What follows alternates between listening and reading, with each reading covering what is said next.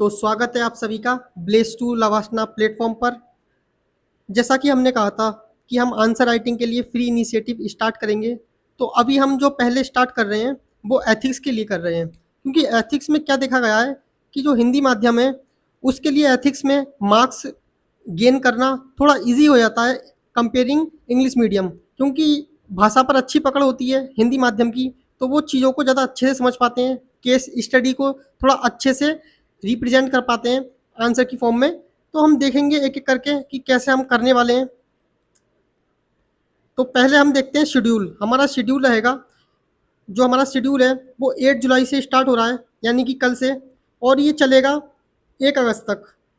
1 अगस्त तक, 1 अगस्त को जाकर हम सीधा देंगे फुल लेंथ टेस्ट। और फुल लेंथ टेस्ट जो होगा आपका बिल्कुल जैसे कि रियल एग्जाम में होता है उस टाइप से ये आपका फुल लेंथ टेस्ट होगा। तो ये तो हमारी रही शेड्यूल की बात कि हमारा शेड्यूल क्या रहने वाला है।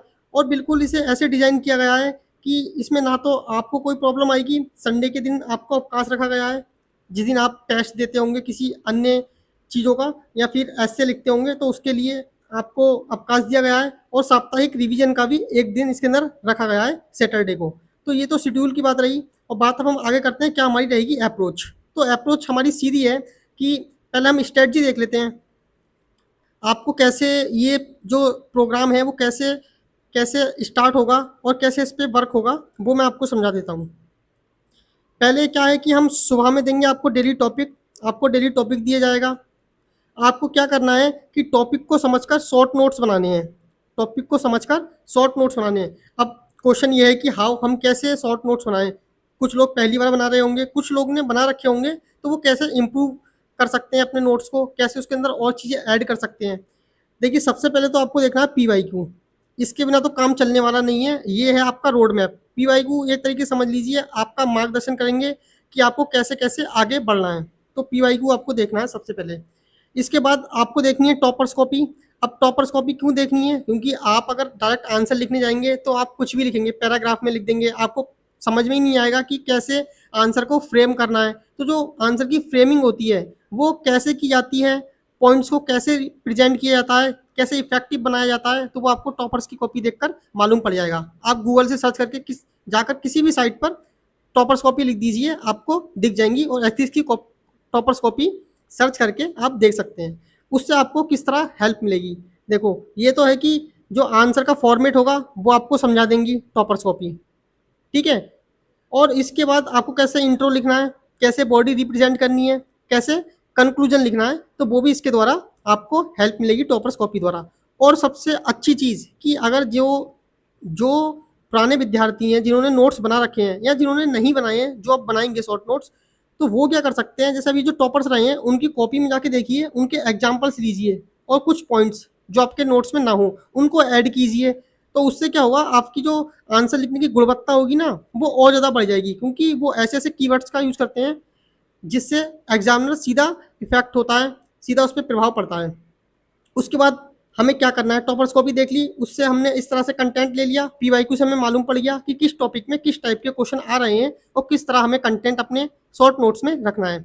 उसके बाद हम बात करेंगे कि कैसे और ज़्यादा अपने कंटेंट को हम डायरेक्शन दे सकते हैं या फिर और ज़्यादा इम्प्रोवाइज कर सकते हैं। तो उसके लिए गूगल और ChatGPT की आप हेल्प ले सकते हैं। मतलब आप कोई भी क्वेश्चन आपके सामने आता है, किसी भी कोचिंग के आप अगर टेस्ट सीरीज वगैरह लेते हैं, ठीक है, टेस्ट सीरीज पुरानी उठाते हैं, वहाँ से कुछ क्वेश्चन देखते हैं, तो उन क्वेश्चन को आप डायरेक्ट ChatGPT पे डालिए और उसको बोलिए कि UPSC की फॉर्म में इसका आंसर बताइए। तो आपको दिखेगा कि ChatGPT जो एक फॉर्मेट तैयार करके दे देगा, उसमें आपको मालूम पड़ेगा कि कैसे फॉर्मेट हम किसी भी क्वेश्चन का लिख सकते हैं, बना सकते हैं। तो ये गूगल और ChatGPT की आपको हेल्प लेनी है।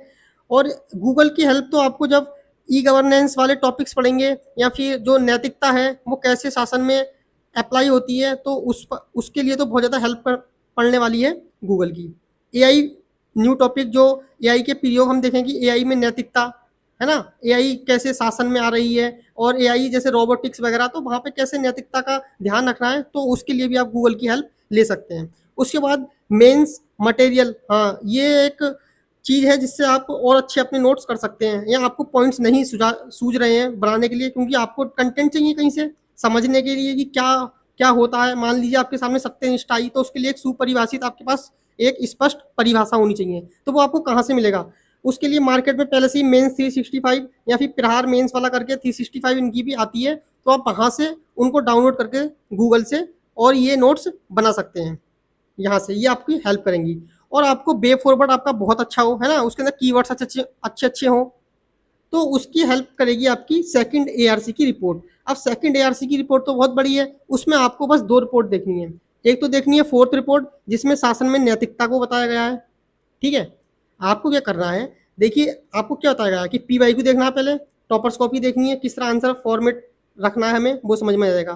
फिर थोड़ा और हेल्प लेनी है, अपने डाटा जो हमारा कंटेंट है उसको और चेक करना है, या जो पीवाईक्यू है उनको, उनका क्या फॉर्मेट होना चाहिए, क्या अच्छा आंसर हो सकता है, तो उससे गूगल और चैट जीपीटी की हेल्प से हम हेल्प ले सकते हैं वहाँ से। दूसरा है कि हम कैसे शॉर्ट नोट्स में पॉइंट्स बनाएं, क्योंकि हमें खुद तो ज्ञान होगा नहीं ना हमारे पास, अभी जब हम पहली बार पढ़ने जा रहे हैं तो ना कोई परिभाषा है ना टॉपिक के बारे में जानकारी है, तो वो आपको हेल्प मिलेगी मेंस 365 से, प्रहार मेंस से। इनके सीधे पॉइंट्स होंगे, आप सीधे अपने शॉर्ट नोट्स में ऐड कर लीजिएगा। और मैंने बता ही दिया कि पॉइंट्स आपको मिल जाएंगे टॉपर्स कॉपी में, तो वहाँ से भी ऐड कर सकते हैं अपने टॉपिक के अकॉर्डिंग। और फिर मैंने बताया कि वे फॉरवर्ड के लिए करना है, सेकंड एआरसी की रिपोर्ट उठानी है आपको ऑफिशियल। उससे क्या करना है कि जो फोर्थ रिपोर्ट है शासन में नैतिकता, एक तो ये, और दूसरा है सदाचार, 10वीं रिपोर्ट याद रखना, ये चौथी रिपोर्ट है और ये 10वीं रिपोर्ट। तो चौथी और 10वीं रिपोर्ट से हमें सदाचार के कुछ जो मुख्य बिंदु होंगे, जो मुख्य पॉइंट होंगे, जो वे फॉरवर्ड में हमें लगेगा कि हाँ वहाँ ये यूज हो सकते हैं आगे की राह में, तो हम वहाँ से वो अपने नोट्स में ऐड कर लेंगे। तो ये तो हमारी बात होगी कि हम कंटेंट कैसे इकट्ठा करेंगे, कैसे शॉर्ट नोट्स बनाएंगे। अब बताते हैं कि आपको क्या करना है डेली हमारे प्रोग्राम के अकॉर्डिंग। आपको क्या करना है कि डेली 2 क्वेश्चन दिए जाएंगे, ठीक है, लिखने के लिए। आपको पहले नोट्स बनाने हैं, अच्छे से कंटेंट रेडी कर लेना है, उसको रिवाइज करना है, फिर देखने हैं क्वेश्चन, फिर क्वेश्चन को क्या करना है आपको राइट करना है, बिना देखे लिखना है आपको। क्वेश्चन 2 व्हाइट पेपर पे लिखना है, बिल्कुल जैसे उस पेपर होता है अपना A4 साइज, उस पर लिखना है, और साइड में जैसे कि यूपीएससी में लाइंस ड्रॉ करते हैं उस तरह ड्रॉ करके तब उतने ही गैप में लिखना है, जिससे कि आपकी जो जो माइंड मसल्स बने उसी टाइप से बने कि आप रियल एग्जाम में बैठे हैं, क्योंकि आपको रियल एग्जाम में लिखना है। तो उसी तरह आपके पॉइंट्स कितने स्पेस में आ रहे हैं, कैसे आप फ्लो चार्ट भी आप यूज़ कर सकते हैं उसके अंदर, है ना। देखिए ये जो बहुत ज़्यादा इंपॉर्टेंट है कि आप अपने आंसर में फ्लो चार्ट ऐड करें, दूसरा डायग्राम ऐड करें, तीसरा आप वे फॉरवर्ड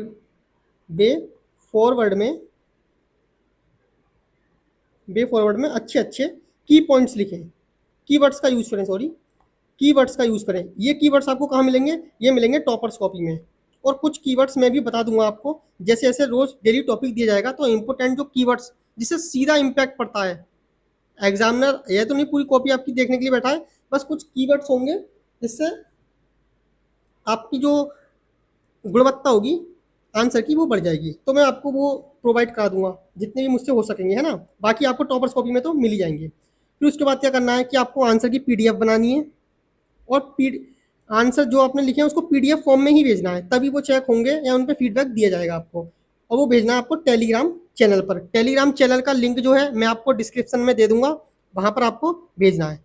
तो अब आपको क्या याद रखना है, देखिए ये प्रोग्राम मैं स्टार्ट कर रहा हूँ कि जो जिनका बैकग्राउंड अच्छा नहीं होता है ना, फाइनेंशियल कंडीशन अच्छी नहीं होती है, तो वो कोई बैच अफोर्ड नहीं कर पाते, दिल्ली नहीं जा पाते, तो आप यूट्यूब के द्वारा कैसे गुणवत्तापूर्ण रूप से और सुदृढ़ तरीके से एक प्रॉपर स्ट्रेटजी के साथ तैयारी कर सकते हैं, तो उसके लिए प्रोग्राम स्टार्ट किया गया है। अगर आप मेहनत करते हैं तो आपकी मेहनत जरूर रंग लाएगी, मैं तो पूरा 100% दूंगा, उससे भी ज़्यादा आपको देना पड़ेगा 200%, ठीक है।